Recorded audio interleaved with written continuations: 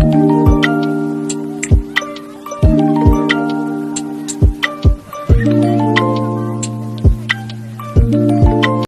morning mga Cargi. So today is May. Okay na. Date ngayon guys. May 8. So today is May 8. Merkules ngayon mga Cargi. So malipagong araw na naman sa init. So unang booking namin kanina mga Cargi, na-cancel na naman ulit. Namikos-mikos na naman tayo ni customer mga Cargi.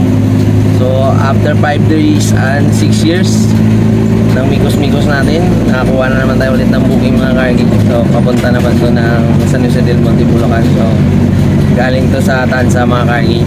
So tara, puntahan natin at mikos-mikos na yung karga ni mga Cargi. Let's go. Yan lahat karga natin mga Cargi. So 80 bucks na clams. So yung isang box ng mga Cargi is 15 kilos. Ayan, 15 kilos. So bali na sa 1.2 kg to lahat. So overweight yung karga ni boss. So kaya lang problema, hindi nakakaintindi ng Tagalog tsaka English. So medyo mahirap. So pinapakausap ko sa kanila para magkaintindihan sila kung ano yung status nito. Kasi hindi naman natin pwedeng ikarga to ng lahat na overweight yung karga nila. So antayin natin decision nila mga Cargi.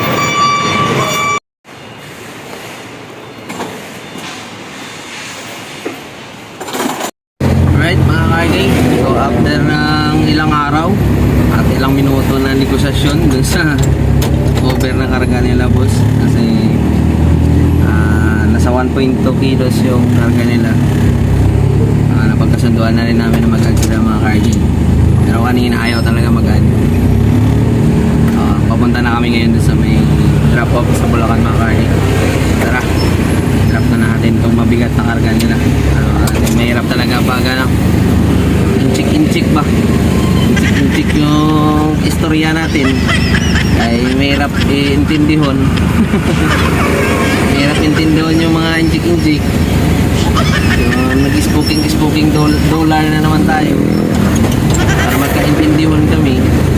So tara, sa wakas na pagkaintindihon, kasundo din. Punta na tayo dun sa drop off mga Cargi.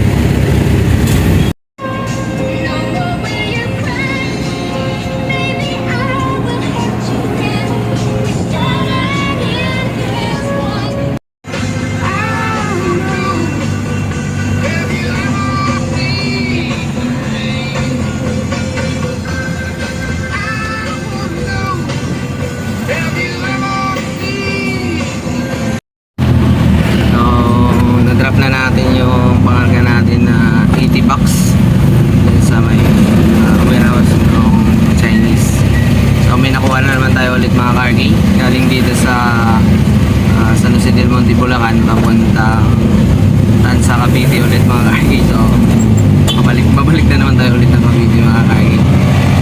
So tara, punta na natin mga Cargi. So try goods to karga ni ma'am. Tara, mikos-mikos din natin mga Cargi. Let's go.